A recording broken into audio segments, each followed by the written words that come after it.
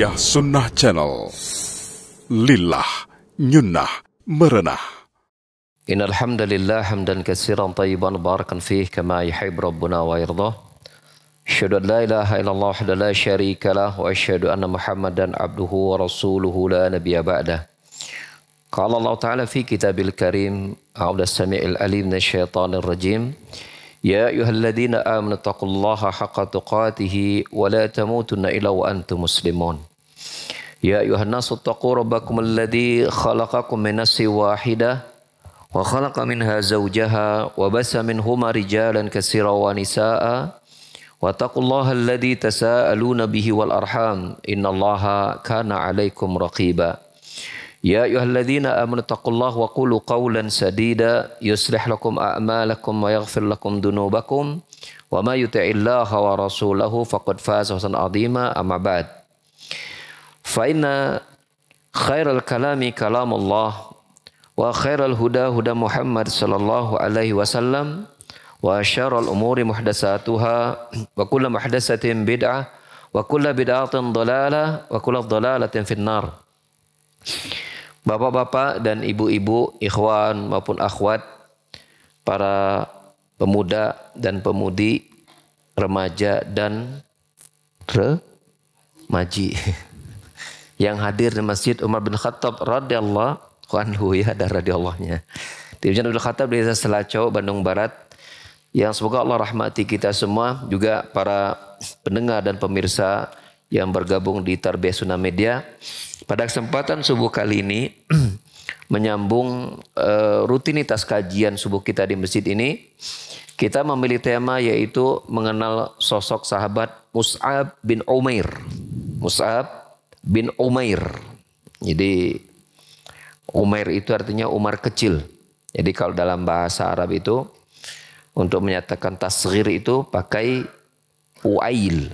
Wajannya wajan fu'ail. Seperti misalnya kitab. Kalau kitabnya kecil namanya Kutayyib, gitu, ya. Kemudian Abdullah. Kalau Abdullah kecil namanya Ubaid, gitu ya, seperti itu. Asad, Usaid, begitu, ya, seperti itu. Entah kalau Asep jadi Usayib maksudnya. Allahu a'lam bishawab. Ya, baik. Kita akan membahas mengenal sosok sahabat yang mulia ini, ya, bagaimana keutamaan-keutamanya, serta yang lebih penting lagi adalah peranan sosok sahabat yang mulia ini dalam berdakwah melalui Al-Quran, ya. Jadi tema yang saya pilih lebih banyak kepada serba-serbi Al-Quran. Jadi berkaitan Al-Quran kita bahas di situ. Pertama, kita akan lihat dulu bagaimana selain pandang sahabat Mus'ab bin Umair ini, ya.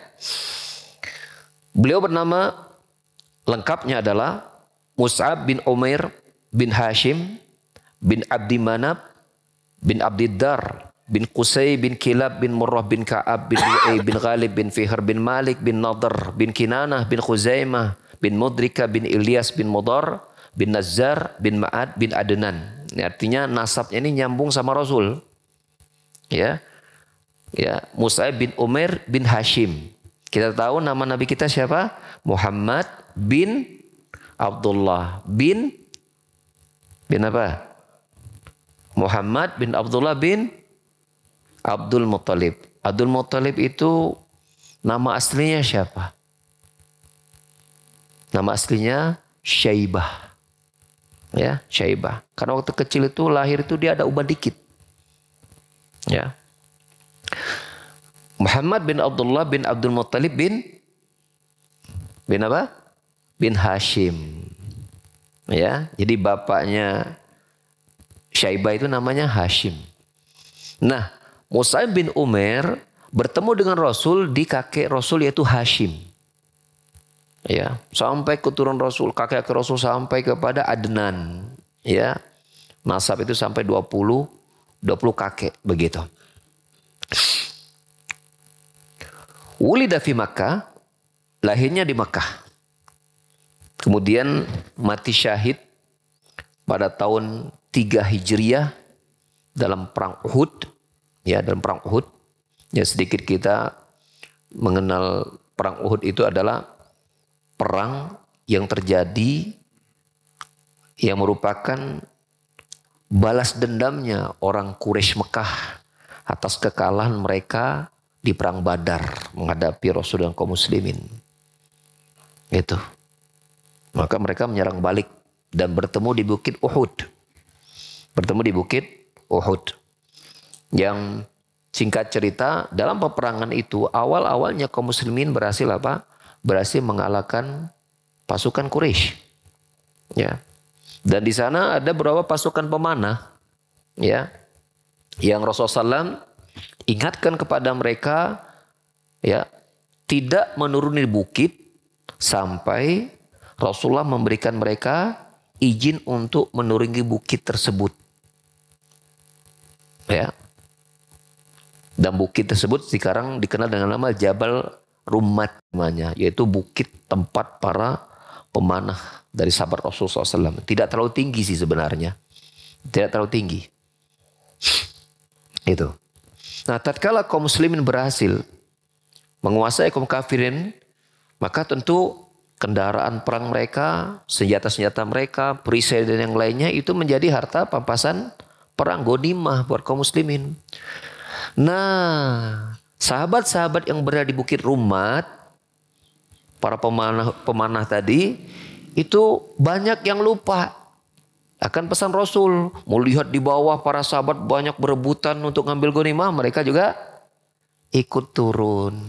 Lupa pesan Rasul. Dari jarak yang cukup jauh bisa dipandang adalah Khalid bin Walid. Waktu itu belum masuk Islam. Ahli perang, jago strategi. Melihat bahwa di belakang pasukan muslimin ini ada celah yang kosong. Yang tadinya bisa terpantau oleh pasukan pemanah gitu kan. Kalau ada ceder tembak, tembak. Sekarang mereka turun nggak kelihatan. Paling ada satu berapa orang, termasuk Thalhah bin Ubaidillah yang barangkali ada di sana, termasuk mengingatkan yang lain jangan turun, tapi nggak mau dengar gitu kan. Ya. Maka berbeloklah mengambil jalan belakang Khalid bin Walid bersama kaum kafir Quraisy yang lain dan menyerang dari belakang. Dan akhirnya apa? Kaum muslimin yang saat itu masih lengah, ya, karena sibuk apa mengurus apa tadi? Ghanimah tadi, itu lumayan kocar kacir. Sampai-sampai terdengar berita bahwa Muhammad Rasulullah SAW wafat. Gitu. Sehingga itu makin apa? Mengendorkan semangat mereka. Dan dengan izin Allah Subhanahu wa taala menyadari seperti sebagian sahabat mulai menyelamatkan Rasul, ya, dan kemudian menyampaikan berita bahwa Rasul masih hidup, Rasul masih hidup. Ya.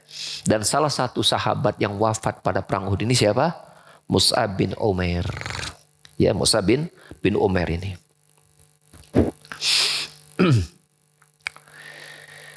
Yu'tabar Mus'ab bin Umair awalus safirin fil Islam. Mus'ab bin Umair dikenal sebagai duta pertama, utusan pertama kaum muslimin dalam berdakwah. Yaitu sahabat pertama yang diutus oleh Rasulullah SAW untuk berdakwah ke beberapa negeri. Yang pertama adalah ke Madinah, yaitu apa? Mus'ab bin Umair. Waktu itu Rasul belum berhijrah. Belum berhijrah. 3 persisnya tahun ke-11 Hijriah. Karena Rasulullah berhijrah kan tahun ke-13. 13 tahun di Mekah baru Rasulullah hijrah. Ini pada tahun ke-11. Ya, mengutus duta pertama untuk mendakwahkan Islam kepada penduduk Madinah. Yaitu siapa? Mus'ab bin Umair.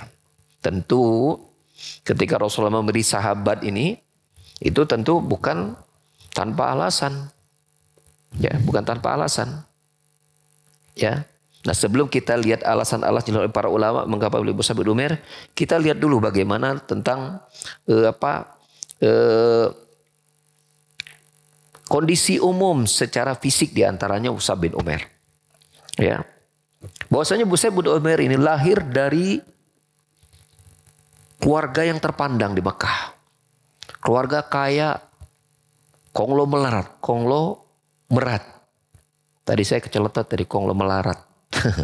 Konglomerat, keluarga kaya terpandang. Bukan saja keluarga terpandang, Tapi Mus'ab bin Umair memiliki wajah yang tampan.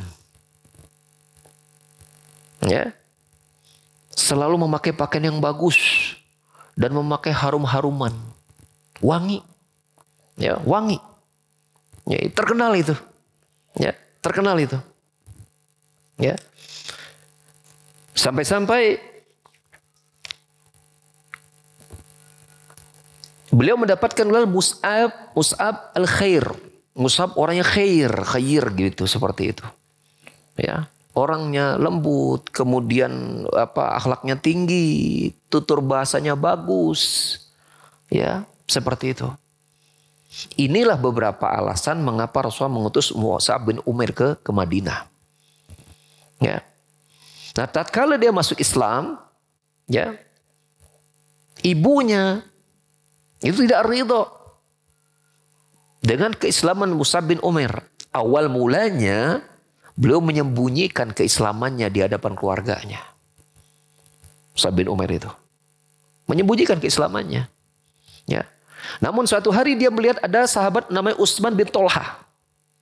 Itu sholat dan menampakkan keislamannya dan tidak menyembunyikannya. Maka dari situ Mus'ab bin Umair menguatkan diri untuk menampakkan Islamnya di hadapan keluarganya. Sejak saat itulah ibunya dan yang lain, bahkan ibunya itu sempat berjemur di luar rumah. Ya, nggak mau makan, nggak minum, mogok begitu supaya anaknya pindah kepada agama yang semula, agama nenek moyangnya jahiliyah. Tapi Mus'ab bin Umair tetap berpegang teguh kepada Islam. Kemudian ya, keluarganya itu menyampaikan kepada sang ibu, sudah ini kayaknya nggak akan mempan. Lebih baik Mus'ab bin Umair itu biarkan dia melarat. Karena dia terbiasa enak gitu kan, biasa nyaman, semuanya serba mudah, orang kaya. Ya, gitu. Servis terjamin, pokoknya enak hidupnya. Nah, kali aja kalau dia melarat, dibuat miskin, nah dia nggak akan kuat dalam kemiskinannya, sehingga dia mau kembali kepada agama kita, gitu, seperti itu. Mempankah usaha ini? Tidak. Mus'ab bin Umair memilih hidup melarat bersama para sahabat. Ini pula lah yang menjadi alasan mengapa Rasulullah mengutus Mengutus Mus'ab bin Umair, kata para ulama, ke Madinah. Yang pertama, agar orang-orang Madinah tahu bahwasanya yang menerima Islam itu bukan saja orang-orang miskin saja dari kalangan para sahabat di Mekah, tapi juga ada orang-orang kayanya. Dan mereka rela meninggal kekayaan mereka demi Islam, demi agama yang mulia ini. Ya. Yang kedua, Mus'ab bin Umair terkenal nasabnya, orang terpandang di Mekah. Yang ketiga, Mus'ab bin Umair memiliki pembawaan yang bagus, pandai berbicara, pandai berbahasa, dan menguasai agama Allah Subhanahu wa Ta'ala. Ini yang paling penting. Ini yang paling penting. Ya. Dan Mus'ab bin Umair orang yang sudah tahan banting. Hidup nyaman kemudian melarat itu bukan perkara mudah. Ya. Misalnya nih santri-santri aja yang dari sini, biasanya tinggal di rumah, semua serba dilayani. Ya, sekarang harus hidup sendiri. Mudah tidak? Enggak mudah. Belum lagi menyimpan rasa rindu gitu kan, seperti itu. Tapi itu bagian dari perjuangan untuk menegakkan agama Allah, untuk meraih surga dan memasukkan orang tua juga ke surga, kan begitu. Butuh perjuangan, butuh pengorbanan. Nah, itu kurang lebih sosok sahabat Mus'ab bin Umair. Sekarang mari kita lihat sepak terjang beliau dalam dakwah. Ya. Beliau mengikuti perang Badar bersama Rasulullah SAW, ya, dan kemudian mati syahid pada perang Uhud tentunya. Rasulullah SAW mendapati bahwasanya beberapa orang-orang Madinah yang kemudian mereka di musim haji berangkat ke Mekah untuk berhaji berhasil diislamkan, dan mereka kemudian pulang ke Madinah, ya, namun keberhasilan dakwah mereka antar mereka belum. Maka Rasulullah mengutus Mus'ab bin Umair berdakwah ke Madinah, ya, dengan pertimbangan tadi. Mus'ab bin Umair memiliki mental yang kuat, siap menderita, ahli bahasa, pandai berbicara, menguasai ilmu agama, perawakannya juga bagus, ya, seperti itu. Maka berangkatlah Mus'ab bin Umair ke Madinah. Ya. Ini tidak dijelaskan keberangkatannya pakai apa, tetapi jarak antara Mekah dan Madinah itu sekitar 450 kilometer. Kalau kita pakai bus itu dengan jalan dengan yang kencang, kemudian jalan lurus Mekah Madinah itu, jadi nggak ada belok-belok. Kalau di Arab itu jalannya lurus, lebar-lebar gitu kan, kiri kanan, ya gunung gitu kan. Di sana gunung, di sebelah sini gunung. Nah gitu cocok itu. Pemandangan gunung gitu, sepi. Ya, itu sekitar 6 jam Mekah Madinah, 6 jam. Ya kalau dulu kan belum ada bus, ya kan? Kalau pakai unta aja berhari-hari tentunya, ya. Apalagi jalan kaki gitu. Perjalanan susah. Musa bin berangkat sendirian. Karena Rasulullah tahu nih mentalnya udah keuji nih sahabat ini. Dengan dia siap menderita waktu di Mekah. Dari kaya menjadi miskin. Ya. Sampailah dia di Madinah itu nginap di rumah As'ad bin Zurarah. Ini orang Madinah yang di musim haji mereka ke Mekah, mereka sudah berislam. Ya. Menginap di rumah As'ad bin Zurarah. Ya.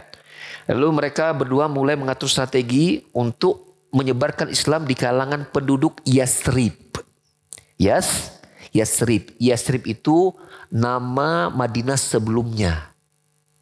Ya, ketika Rasulullah hijrah baru diganti dengan nama Madinah An-Nabawiyah. Madinah. Dulu namanya apa? Yasrib. Ya. Maka mereka mulai mengatur strategi. Di antara riwayat yang menggambarkan keberhasilan dakwah Mus'ab bin Umair bahwa suatu hari As'ad bin Zurarah bersama Mus'ab, ya, mereka berniat pergi ke perkampungan Bani Abdul Ash'al dan Bani Zufar, ya, Bani Zufar. Mereka memasuki sebuah kebun milik Bani Zufar, lalu duduk di dekat sebuah sumur yang disebut sumur Marak, ya, sumur Marak. Beberapa orang yang sudah masuk Islam dari penduduk Madinah, mereka berkumpul di sekeliling keduanya. Ya. Sementara saat itu ada 2 tokoh besar Madinah bernama Sa'ad bin Mu'ad dan Usaid bin Khudair. Ya, ini kalau nanti kita lihat bagaimana sepak terjang dua sahabat ini juga setelah masuk Islam itu juga luar biasa. Yang merupakan pemimpin kaumnya di Bani Ash'al, masih musyrik saat itu. Maka Sa'ad berkata kepada Usaid. Pergi dan temui 2 orang yang datang untuk membodohkan orang-orang penduduk kita yang lemah di antara kita ini. Hardik dia. Halangi mereka berdua agar tidak mendatangi perkampungan kita ini. Karena mereka Mus'ab bin Umair sama As'ad bin Zurarah ini kan baru di kebun kurmanya, belum masuki kampungnya. Tapi kaum muslim, sahabat-sahabat yang Islam yang ada di Madinah sudah berkumpul di sana, terdengar oleh 2 tokoh Madinah ini. Ya, maka Sa'ad bin Mu'ad menyampaikan kepada Usaid, ya, hardik dia mereka berdua, bubarkan, halangi jangan sampai dia masuk ke perkampungan kita untuk membodoh-bodoh orang lemah di antara kita. Maka Usaid segera mengambil tombaknya dan beranjak menemui keduanya. Siapa keduanya tadi? Mus'ab bin Umair dan As'ad bin Zurarah. Tatkala As'ad mendengar kedatangan Usaid, As'ad bin Zurarah penduduk Madinah, tahu siapa Usaid bin Khudair ini, tahu siapa Sa'ad bin Mu'ad juga. Maka dia memberitahu Mus'ab. Ya, kata As'ad bin Zurarah, Usaid ini dia adalah pemimpin kaumnya yang sengaja hendak menemuimu. Maka percayakan urusan dirinya kepada Allah Subhanahu wa taala. Ya. Maka Mus'ab bin Umair menemui Usaid bin Khudair. Lalu berkata begini. Ya. Jika Anda mau duduk, ya, Mus'ab berkata menimpa perkataan sahabatnya ini, jika dia mau duduk aku akan berbicara dengannya. Ya. Setelah kemudian Usaid bin Khudair bertemu dengan dengan Mus'ab bin Umair dan As'ad ini dengan wajah muram, ya, dengan wajah yang geram juga, Usaid bertanya, apa yang kalian bawakan ya kepada kami? Apakah kalian berdua hendak membodoh-bodohkan orang-orang yang lemah di antara kami? Jauhilah kami. Jika kalian ada keperluan untuk diri kalian, ya pergi saja. Ya, tinggalkan kami. Nah, Usaid orang yang pandai berbicara. Ya, mungkin dari mimiknya, dari pilihan katanya, tutur katanya, itu bisa membuat orang-orang percaya. Termasuk dia menyampaikan kepada Usaid bin Hudair begini. Silakan duduk. Silakan, mungkin kok lagi geram gitu. Pak, duduk aja dulu Pak. Duduk begitu kira-kira. Sambil tersenyum, ramah, someah gitu kan. Ya, silakan duduk. Agar engkau bisa mendengarkan apa yang hendak aku sampaikan. Kalau engkau suka, ya, engkau bisa nerimanya. Tapi kalau engkau tidak suka, ya enggak apa-apa. Engkau tidak perlu menerima engkau tidak menerima yang tidak engkau sukai. Jadi dengarkan aja dulu. Kalau suka, mangga. Kalau enggak juga enggak apa-apa, gitu. Nah, kata Usaid, ya oke, fair. Engkau cukup adil. Artinya tidak dipaksa gitu kan. Pokoknya dengerin aja. Nah, ini ada dalam teori marketing. Marketing itu, kalau kita menyampaikan ingin barang itu laku, jelaskan dulu. Bapak boleh nggak minta waktu sebentar gitu kan. Sebentar aja gitu kan. Kalau nanti Bapak suka boleh beli, kalau enggak juga nggak apa-apa. Seneng nggak kira-kira orang? Kita mau jualan buku. Pak, saya ada jualan nih, boleh nggak minta waktu sebentar gitu kan. Kalau nanti Bapak suka boleh beli, kalau enggak juga nggak apa-apa. Nah, itu kan berarti nggak ada paksaan gitu kan. Ini pun dipakai marketing seperti ini oleh Mus'ab bin Umair. Supaya nggak ada kesan apa? Memaksakan apa yang ingin dia sampaikan. Ya. Usaid setuju. Maka dia menancapkan tombaknya. Kemudian menancapkan tombaknya di tanah. Lalu duduk. Maka Mus'ab bin Umair mulai menjelaskan Islam dan membacakan ayat-ayat tentang Al-Quranul Karim. Ya. Maka begitu dibacakan Al-Quranul Karim, Mus'ab berkata, demi Allah, aku sudah bisa melihat di wajahnya itu rona Islam sebelum dia sempat berbicara. Aku bisa melihatnya lewat keceriaan wajahnya dan bibirnya yang komat kamit. Menunjukkan apa? Dia senang dengan Islam dan senang dengan Al-Quran. Maka kemudian Usaid berkata, alangkah bagusnya dan indahnya hal ini. Lalu dia bertanya kepada Mus'ab, apa yang kalian lakukan jika kalian hendak masuk agama ini? Maksudnya masuk agama apa? Islam. Mereka berdua menjawab, hendaklah engkau mandi, membersihkan pakaian, kemudian memberikan syahadat, mengucapkan syahadat, kemudian sholat 2 rakaat. Mandi, bersihkan pakaian, bersyahadat, lalu sholat 2 rakaat. Berapa paket? 1 paket 4 kegiatan. Mandi, bersihkan pakaian, udah bersih, rapi, syahadat, sholat 2 rakaat.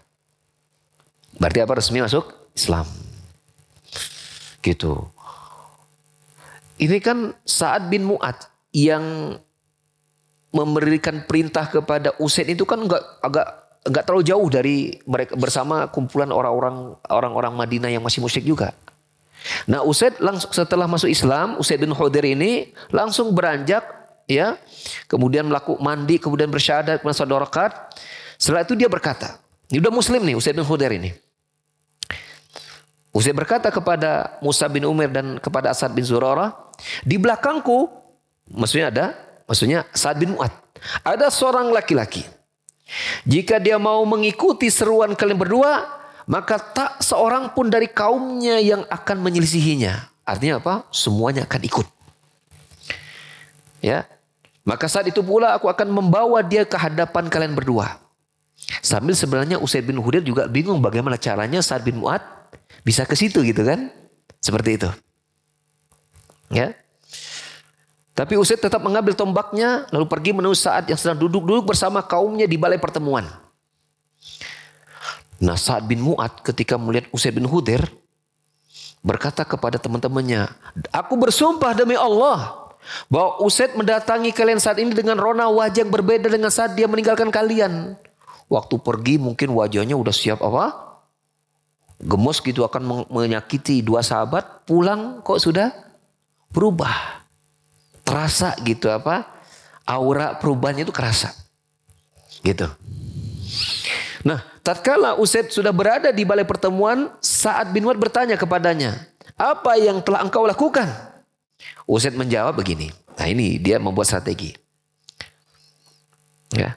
Jadi sebelumnya kenapa Sa'ad bin Mu'adz tidak mau berangkat sendiri untuk kemudian menghardik ya dan mengusir Mus'ab bin Umair dan As'ad bin Zurarah sendiri itu?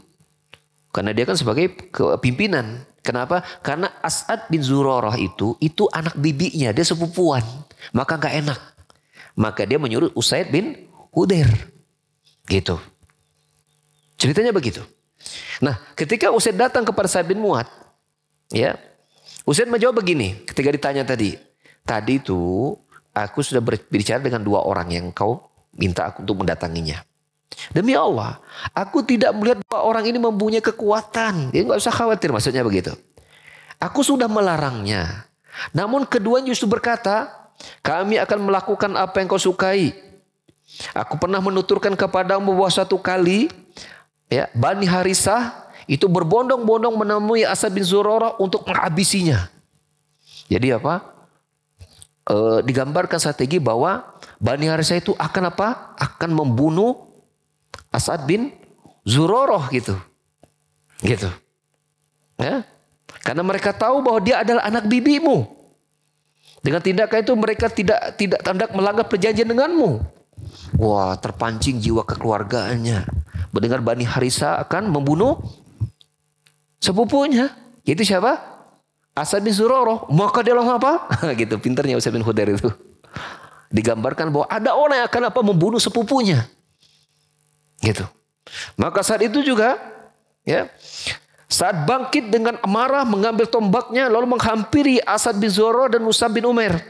Tapi begitu sampai di sana, dia melihat dua orang ini duduk tenang-tenang saja, gitu kan, nggak ada apa-apa. Baru dia menyadari bahwasanya dia dikerjain sama Usaid bin Hudair. Karena Usaid memang bingung bagaimana Sa'ad bin Mu'adz ini bisa datang menemui ya Mus'ab bin Umair dan As'ad bin Zurarah ini. Gitu ya. Nah, karena sudah berhadapan ya, maka Sa'ad bin Mu'adz berkata kepada sepupunya As bin Zurarah, demi Allah wahai Abu Umamah. Itu panggilan As'ad itu Abu Umamah ya, kunyanya, karena dia punya anak Umamah. Kalau bukan karena ada hubungan kekerabatan antara kita, aku tidak menginginkan hal ini terjadi. Engkau datang ke perkampungan kami dengan membawa sesuatu yang tidak kami sukai. Ya. Kalaulah bukan karena kita ini keluarga, aku sebenarnya tidak mau ini terjadi. Gitu. Ya. Nah, waktu sebelum Sa'ad bin Mu'adz muncul, As'ad sudah memberitahu kepada Mus'ab, demi Allah, seorang pemimpin yang di belakangnya ada kaumnya telah mendatangimu. Jika dia mengikuti seruanmu, maka tak seorang pun di antara mereka yang akan menjauh darimu. Maka bertemulah Sa'ad bin Mu'adz kepada Mus'ab bin Umair. Lalu Mus'ab bin Umair berkata kepada Sa'ad bin Mu'adz, ya, berkata seperti yang disampaikan kepada Usaid bin Hudair. Dan perkataan, bagaimana jika engkau duduk dulu dan mendengarkan apa yang aku sampaikan. Jika engkau suka terhadap apa yang aku sampaikan, engkau boleh menerimanya. Tapi kalau engkau gak suka, tidak apa-apa, engkau tidak menerimanya. Ya, seperti itu. Engkau bisa tinggalkan. Ya, Sa'ad bin Mu'adz berkata, ya engkau cukup adil. Maka dia menancapkan tombaknya di tanah lalu duduk. Ya. Lalu kemudian Mus'ab menawarkan Islam dan juga membacakan ayat-ayat Al-Quran.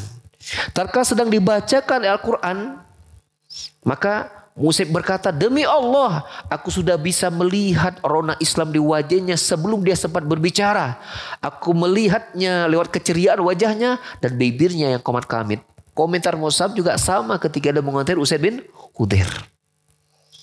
Ya, selesai mendengarkan ayat Al-Quran, lalu kemudian Sa'id bin Mu'adz bertanya kepada Mus'ab bin Umair, apa yang kalian lakukan jika kalian masuk agama ini? Ya, maka sama apa? Apa tadi?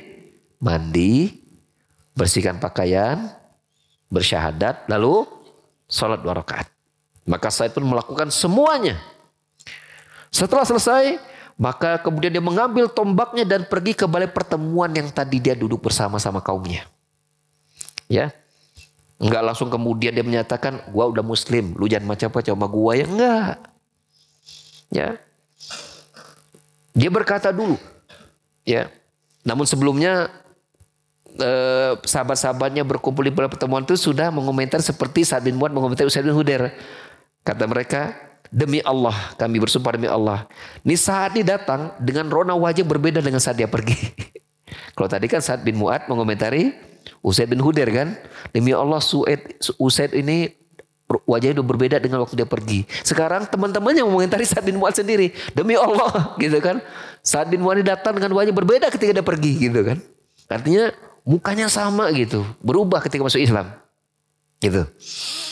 Nah, tatkala saat sudah berdiri di hadapan mereka, Sa'ad bin Mu'adz berkata kepada kaumnya, wahai Bani Abdul Ash'al, apa yang kalian ketahui tentang kedudukanku di tengah kalian?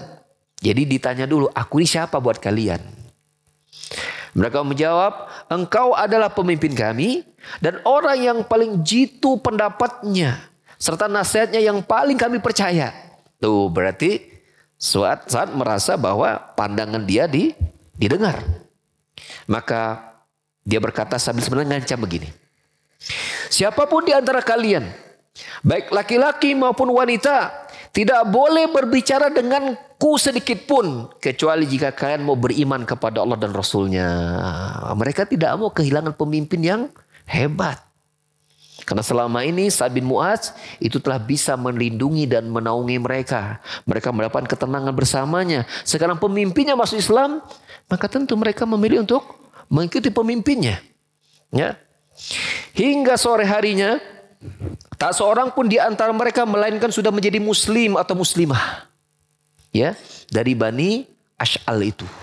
Karena apa? Kepemimpin kabilahnya sudah muslim. Apalagi Usaid bin Hudair, ya juga sudah muslim. Ya. Seperti itu. Kecuali hanya satu orang. Ya, kecuali satu orang, yaitu Al-Usairim. Yang masuk Islam itu nanti ketika perang Uhud. Ketika perang Uhud. Ya. Di mana dia nanti pada saat perang Uhud itu dia masuk Islam dan kemudian mati dalam keadaan belum pernah sujud satu kali pun. Belum beramal satu kali pun, mati syahid masuk surga. Sampai-sampai Rasul menyatakan tentang Usairim ini, dia mengerjakan yang sedikit namun mendapatkan pahala yang melimpah. Begitu mau perang, masuk Islam. Itu. Mati dalam keadaan syahid. Ya, ini Usairim namanya. Ya, seperti itu. Maka Mus'ab, karena seluruh penduduk Madinah belum muslim, tapi tokoh-tokoh besar yang sudah masuk Islam, maka Mus'ab bin Umair tetap berada di rumah Sa'id bin Zurarah. Ya, menyeru manusia kepada Islam. Hingga tak satu perkampungan pun dari perkampungan Ansar di Madinah, melainkan di dalamnya sudah pasti ada laki-laki muslim dan wanita muslimah di situ. Ya, kecuali perkampungan Bani Umayyah bin Zaid, Khatmah dan Wa'il. Di antara mereka ada Qais bin Al-Aslat, seorang penyair yang selalu ditaati kaumnya dan dia sangat berperan menghalangi penduduk Madinah untuk masuk Islam.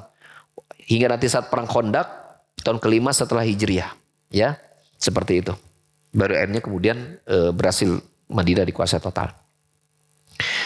Nah, sebelum tiba musim haji tahun ke-13 dari Nubuwah, ini 3 tahun nih, 11, 12, 13, maka tahun ketiga berhijriah, maka kemudian Mus'ab bin Umair itu kembali ke Mekah untuk menyampaikan keberhasilan penduduk Yathrib yang sudah masuk Islam. Artinya apa? Bahwa kalau memang Rasulullah ingin pindah nanti ke Madinah, maka penduduk Madinah sudah siap menerima Rasul sallallahu alaihi wasallam. Nah, itu nanti kemudian terjadi perang Badar, kemudian terjadi perang Uhud begitu. Yang nanti perang Uhud, Mus'ab bin Umair ini wafat. Mus'ab bin Umair ini wafat. Demikian para jamaah sekalian tentang berkenalan kita dengan sosok pemuda ya. Ini pemuda ya. Mus'ab bin Umair bukan aki-aki ya, masih pemuda. Maka itu menjadi teladan para pemuda-pemuda muslim ya, untuk apa? Menghabiskan hidup mereka di jalan Allah Subhanahu wa taala. Dalam sebuah hadis yang diriwayatkan oleh Bukhari Muslim, Rasulullah sallallahu alaihi bersabda, "Sab'atun yudhilluhumullah fi dhilli yauma la dhilla illa dhilluh." Ada 7 golongan manusia yang kelak pada hari kiamat dia akan mendapatkan naungan dari Allah Subhanahu wa taala, yang dia tidak akan merasakan kepanasan di padang mahsyar, yang tidak ada perlindungan hari itu kecuali perlindungan Allah Subhanahu wa taala saja. 7. Yang pertama, al-imamul adil. Yang pertama, imam yang adil. Ya, yang kedua, rajulun qalbuhu mu'allaqun bil masajid. Yang kedua, seseorang yang hatinya selalu terikat kepada masjid. Betah di masjid, ngaji Quran, zikir, tadarus, terus kemudian taklim, sholat dan seterusnya. Ingin kembali ke masjid. Yang ketiga, syabun nasya'a fi ibadatillah. Pemuda yang hidupnya itu dan beribadah kepada Allah. Ya, karena masa muda itu masa yang memang penuh dengan apa? Banyak tantangan. Ya, apalagi di zaman sekarang. Anak-anak muda mudah untuk apa? Lalai dari beribadah. Ya, ketika sang pemuda ini memilih untuk beribadah kepada Allah, maka salah satu keistimewaannya kelak di padang mahsyar dia akan mendapatkan naungan Allah. Di hari tidak ada naungan itu kecuali naungan Allah Subhanahu wa taala saja. Yang keempat, ar-rajulani tahaba fillah istama alaihi wa iftaraqa alaihi. Yaitu yang keempat adalah 2 orang yang saling mencintai karena Allah. Bertemunya karena Allah, berpisahnya karena Allah. Jadi persahabatan itu dibangun di atas apa? Ketakwaan kepada Allah Subhanahu wa taala. Ya, yang kata Nabi sallallahu alaihi wasallam, ya ausaku urul iman al-hubbu fillah wal bughdu fillah. Ikatan iman yang paling kuat ketika seseorang itu apa? Benci dan cintanya karena Allah. Yang kata Ibnu Abbas, manusia pada hari ini banyak yang membangun kesetiaan dan cinta mereka karena kepentingan dunia. Ketika ada kepentingan dunia itu dia dekat. Ketika dunianya hilang dia menjauh.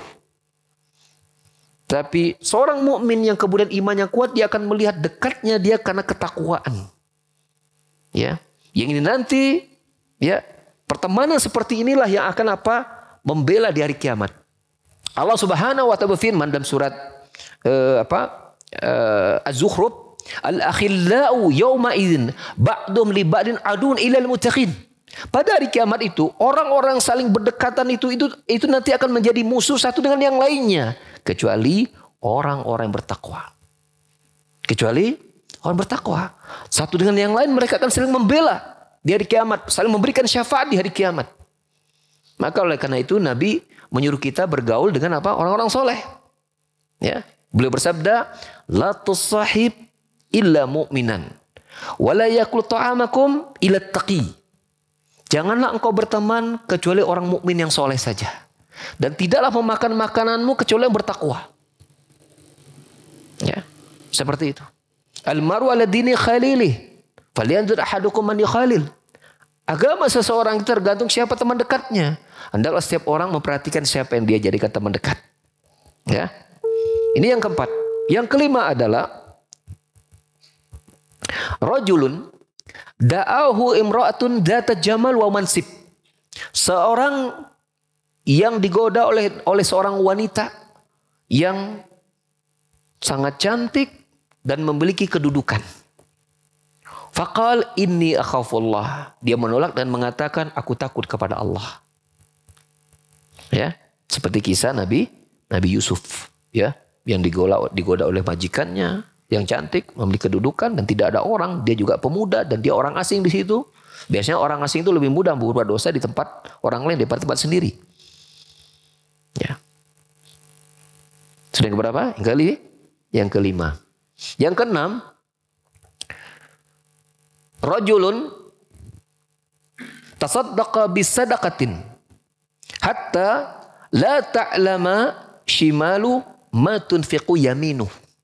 Yang keenam adalah seseorang yang dia bersedekah dengan satu sedekah, fa'akhfaha, lalu dia sembunyikan sedekahnya. Ya, karena hukum asal sedekah itu disembunyikan, ditampakkan kalau ada maslahat. Ya.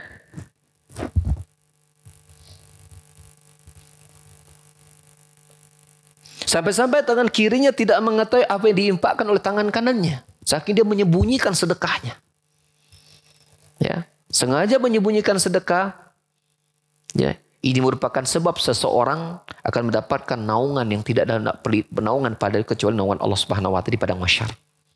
Yang ketujuh, rajulun dzakarallah khalian fafadat ainahu. Seseorang yang mengingat Allah Subhanahu wa taala dalam kesendiriannya. Tidak ada orang yang mengetahui dirinya, dia sedang mengingat Allah Subhanahu wa taala. Lalu kemudian meneteslah kedua air mata, meneteslah ya air dari kedua matanya. Dia menangis. Dalam kesendirian dia ingat Allah, ingat dosa-dosanya, ingat betapa amalnya masih sedikit, jauh dari keikhlasan seterusnya. Dia takut dengan neraka, dia khawatir tidak memasuki surga. Maka dia menangis dalam kesendiriannya. Tidak ada orang yang tahu dia menangis, tapi Allah tahu. Yang kita sudah sebutkan tadi malam, ada dua mata yang tidak akan disentuh oleh api neraka, yaitu apa? Ainun bakat min khasyatillah, mata yang menangis karena Allah Subhanahu wa taala. Nah, dari 7 golongan manusia tadi, salah satunya adalah apa? Pemuda yang hidup, tumbuh dan beribadah kepada Allah Subhanahu wa taala. Maka bagi yang masih remaja, masih pemuda, ya, ini waktu yang sangat potensial untuk apa? Anda mengumpulkan ilmu, mengumpulkan bekal, ya. Bukan berarti main tidak boleh. Tetapi banyakkan habiskan waktu dalam apa? Dalam belajar. Ya, yang nanti akan menjadi bekal Anda berdakwah di jalan Allah Subhanahu wa taala seperti Mus'ab bin Umair. Ya, menguasai Al-Qur'an. Ya.